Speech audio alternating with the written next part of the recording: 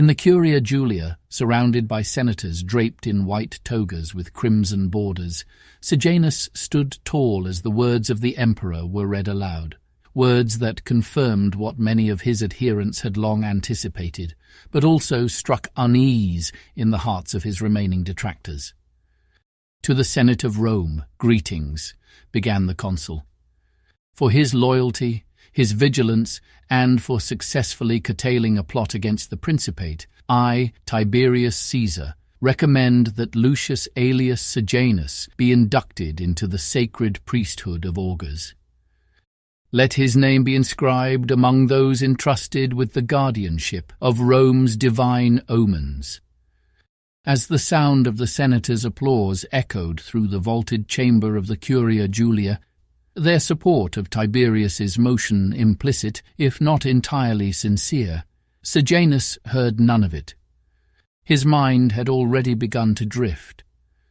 For maintaining law and order during the emperor's 20-month absence from the capital, and for his swift response to the great fire that had consumed much of the theatre of Pompey, Tiberius had raised Sejanus to the rank of praetor, not the most influential seat in the Senate, no, but high enough to voice his opinions openly and to help shape the very laws that governed the Roman state. And for shielding the emperor during the collapse of the cave at Spelonga, Sejanus had been honoured with statues, not only in the theatre of Pompey, but within the Castra Praetoria on the Quirinal Hill, and flanking the figure of Amicitia, the god of friendship. Now he had been elevated once more, this time to the sacred college of Augurs. Scanning the chamber, Sejanus took note of the senators' faces. Some smiled genuinely, their approval unfeigned, but others wore the expressions of men, compelled. Their mouths curved upward, but their eyes revealed their pain, thinly veiled beneath polite applause. Who were they to judge him? Honours such as these were not bestowed lightly, nor without cause. Let them stare. He had not risen by flattery. Every step had been earned in fire, in rubble, in blood, and nothing proved that more than the plot he had just uncovered, one that struck at the very heart of the Principate. It started in Rome, not openly, not foolishly, but among those who spoke too freely, those who believed themselves above reproach. The downfall of a dynasty did not begin on distant shores, but in conversations whispered behind curtains, stray words passed over cups of wine. The first came from a scribe, a report on Titus Sabinus, long loyal to the house of Germanicus, said to be entertaining strange company in his home. Then came another, a senator named Latinus Latiaris, an equestrian eager for advancement, who swore he could coax from Titus Sabinus the truth, if only the proper ears were in place to listen. Sejanus said nothing. He merely dispatched Latinus Latiaris, desperate and greedy, perfectly suited to the role of friend. Let him earn Sabinus's trust. Let them speak of injustice, of oaths, of how Rome deserved a better future. And let the walls listen, for hidden in the rafters, scribes took down every word. The evidence collected by the servants of Latinus Latiaris was damning, not just to Titus Sabinus, but to others. Names emerged from the shadows: Porcius Cato, Petitius Rufus, Asinius Gallus, Marcus Opsius. Each one had broken bread with Sabinus. Each had spoken in some way of restoring Agrippina and her sons and removing Tiberius. To Sejanus it was confirmation. The allies of Agrippina were not merely in mourning. They were scheming, quietly, yes, but with purpose. And how could a plan to rescue Agrippina from Herculaneum and deliver her to the safety of the Rhine legions be hatched without involving her sons, Nero and Drusus Caesar. Yet neither of them were implicated in the Titus Sabinus affair. No matter. There were other ways to draw out the secrets of Nero and Drusus.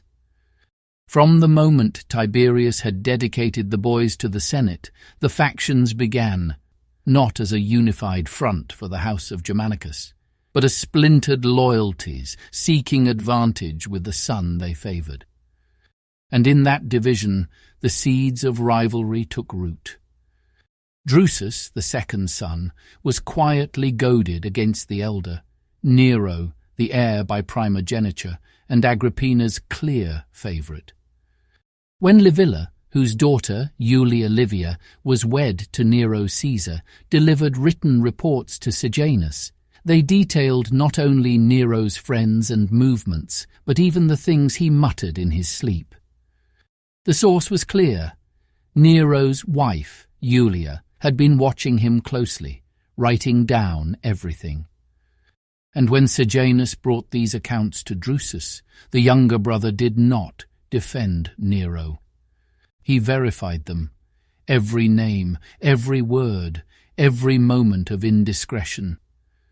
Drusus Caesar gave up his brother, as well as his mother.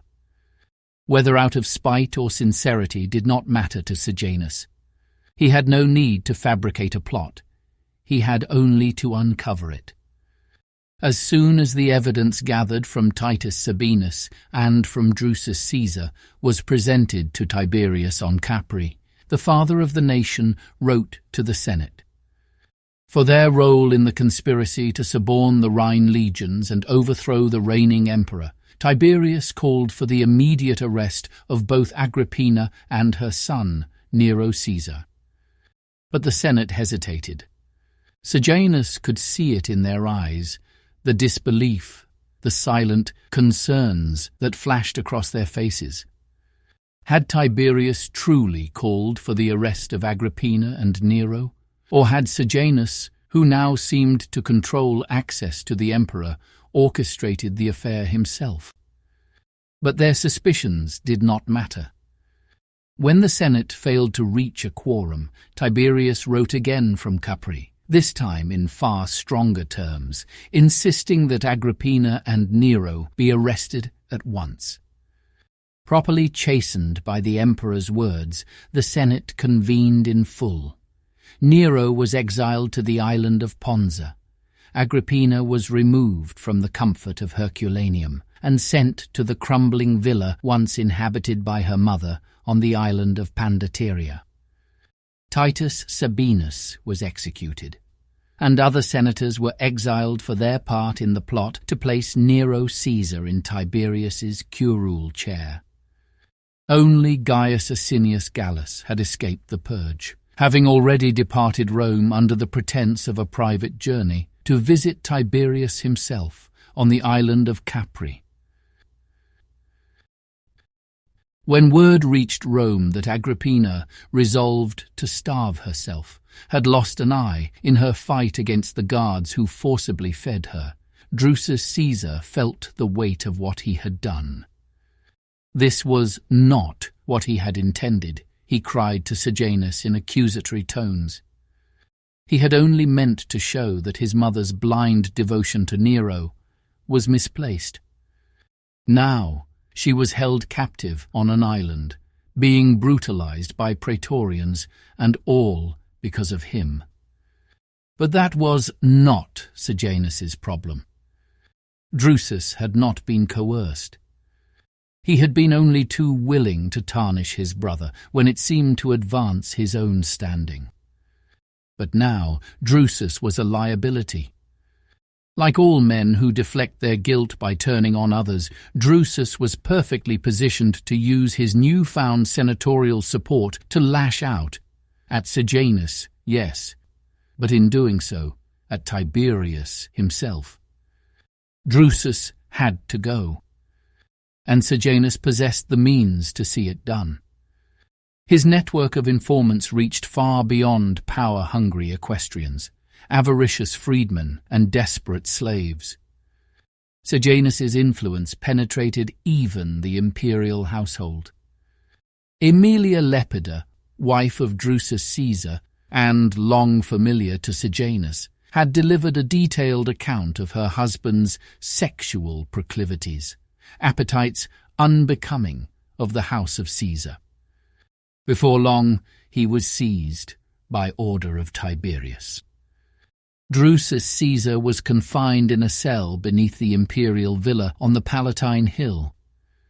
In a separate cell within that same silent dungeon sat Gaius Asinius Gallus, taken during his visit to Capri while dining at the emperor's own table.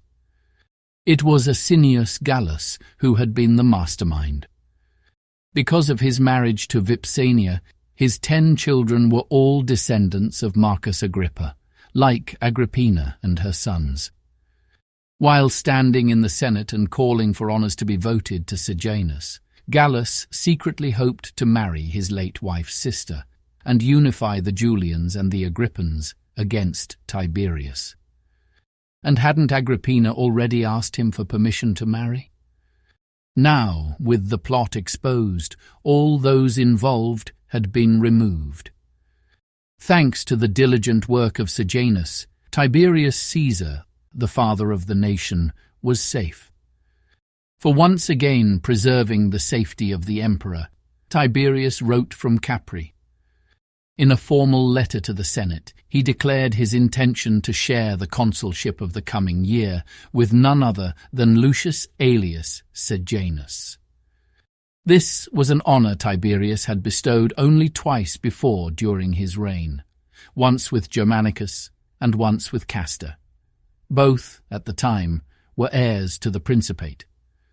Now Sejanus would share Tiberius's third regnal consulship, and for that be recognized as heir. Additionally, Tiberius hinted at a marriage into the house of Caesar, though he did not say with whom. But who else could Tiberius be referring to, Sejanus reasoned. After all, he had already asked for her hand once before.